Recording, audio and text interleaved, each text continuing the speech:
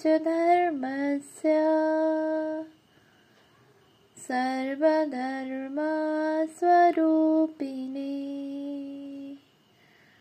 अवतार वरिष्ठाय रामकृष्णाय ते नमः।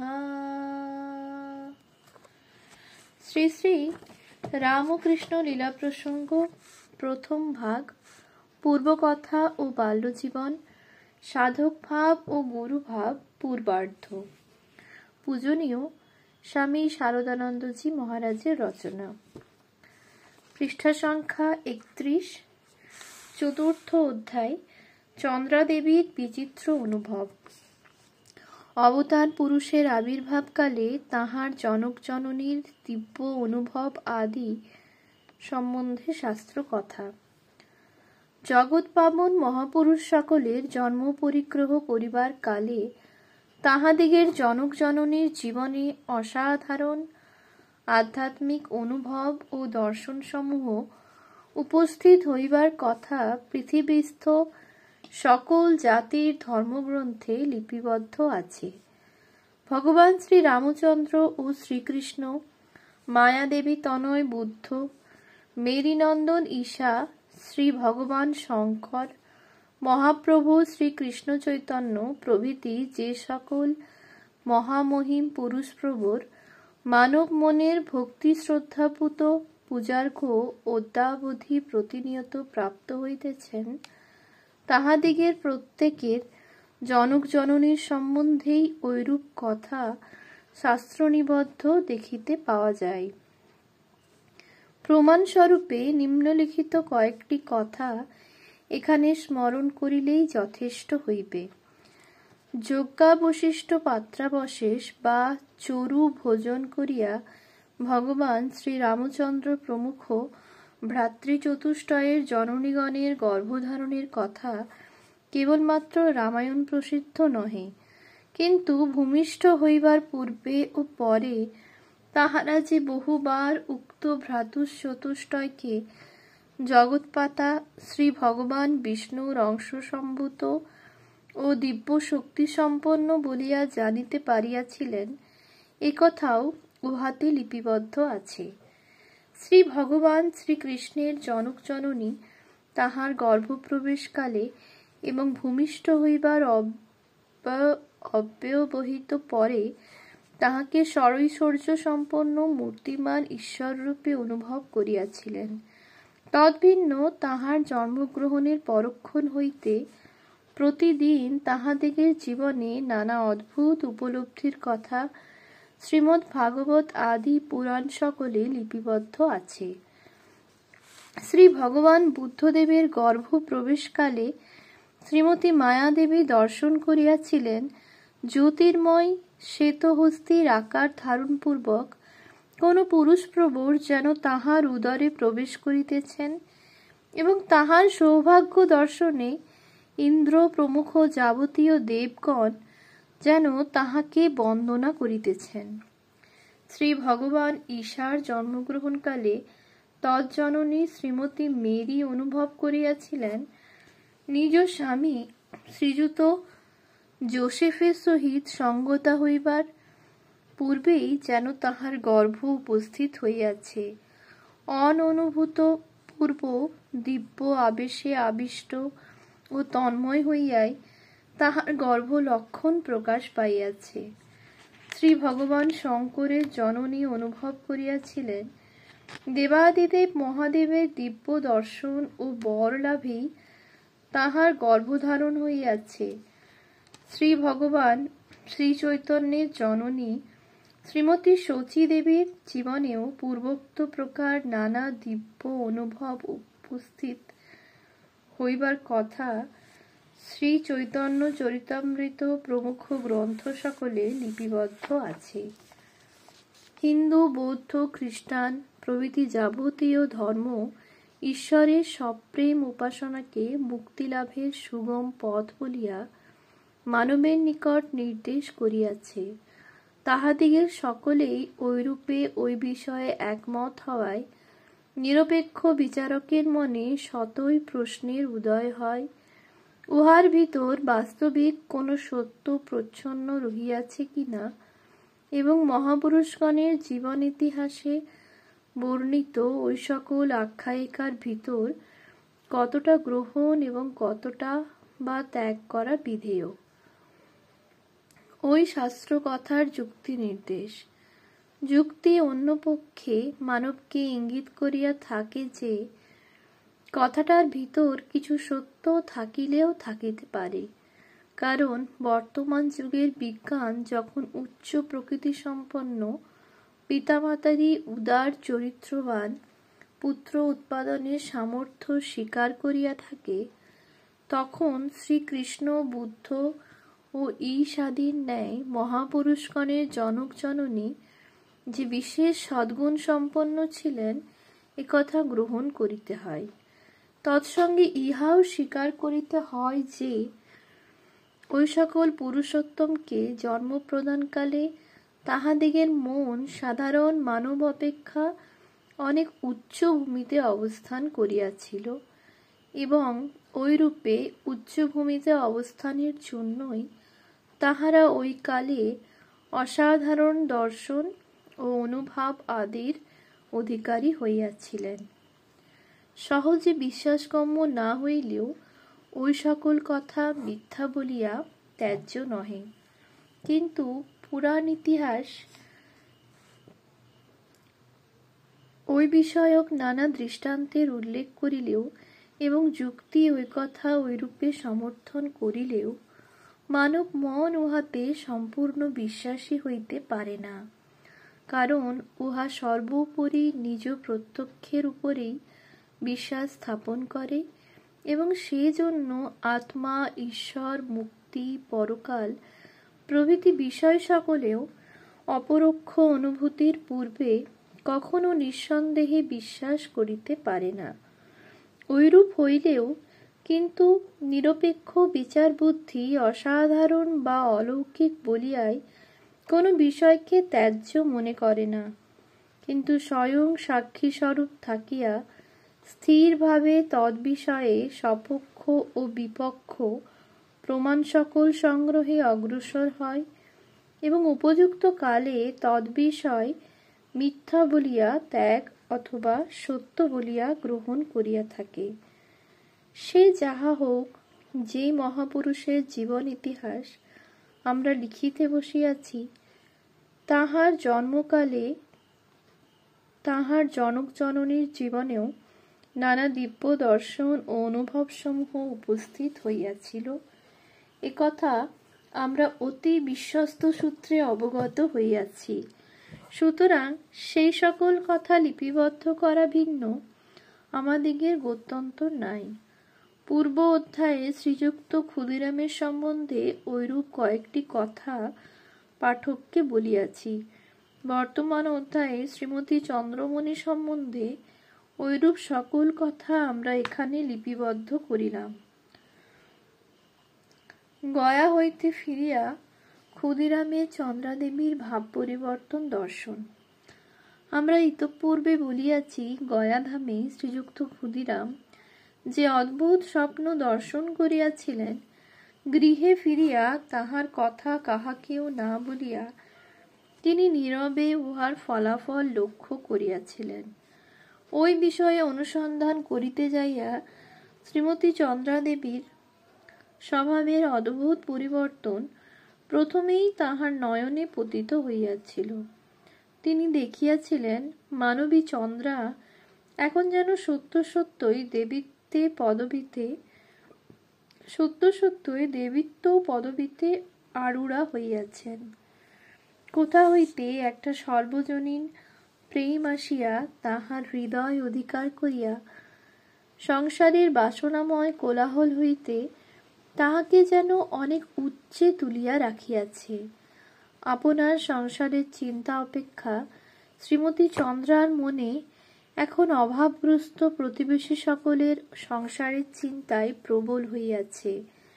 নিজ সংসারের কর্তব্য পালন করিতে করিতে তিনি 10 বার ছুটিয়া যাইয়া তাহাদিগের তত্ত্বাবধান করিয়া আসেন এবং আহার্য ও নিত্য প্রয়োজনীয় বস্তু সকলের ভিতর যাহার যে বস্তুর অভাব দেখেন, আপন সংসার হইতে লুকাইয়া লইয়া যাইয়া তিনি তৎক্ষণাৎ ওই সকল তাহাদিগকে প্রদান করিয়া থাকেন।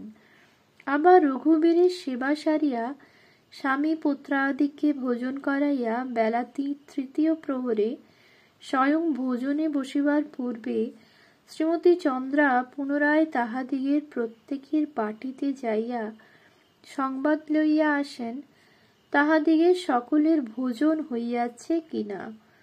যদি কোনো দিন দেখিতে পান যে কোনো কারণে কাহারও আহার জুটে নাই, তবে তিনি তৎক্ষণাৎ তাহাকে সাদরে বাটিতে আনয়নপূর্বক নিজের অন্ন ধরিয়া দিয়া স্বয়ং হৃষ্টচিত্তে সামান্য জলযোগ মাত্র করিয়া দিন কাটাইয়া দেন।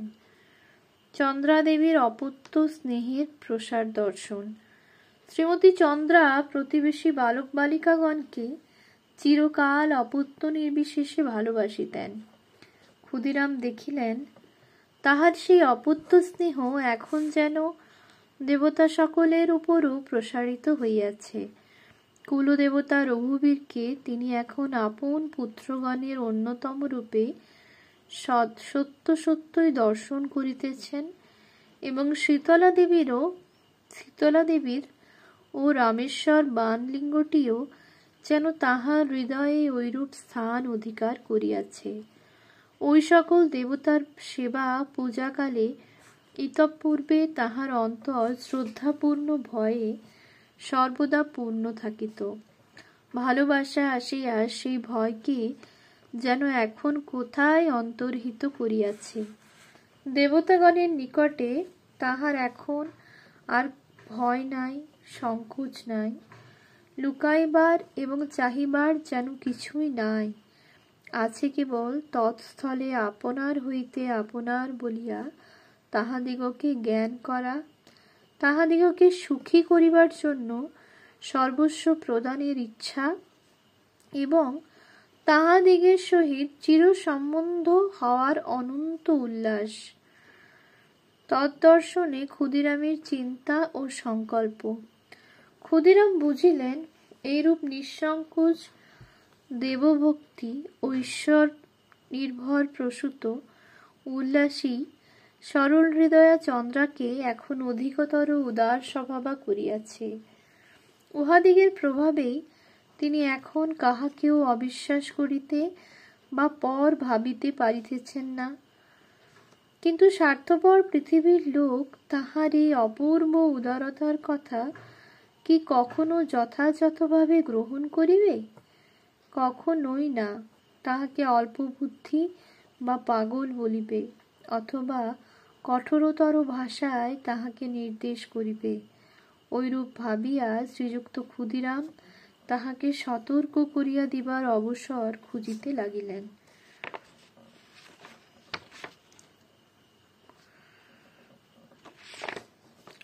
ঐরূপ অবসর আসিতে বিলম্বও হইল না।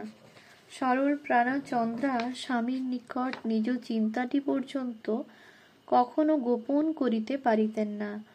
বয়স্যদিগের নিকটেই তিনি অনেক সময় মনের সকল কথা বলিয়া ফেলিতেন। তা পৃথিবীর সকলের অপেক্ষা যাহার সহিত তাহার নিকট সম্বন্ধ ঈশ্বর স্থাপন করিয়া দিয়াছেন, তাহার নিকট ওই সকল গোপন করিবেন কিরূপে?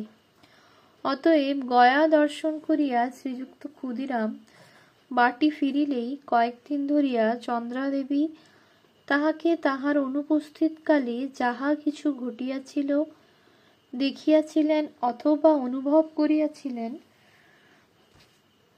সেই সমস্ত কথা সুবিধা পাইলেই যখন তখন বলিতে লাগিলেন।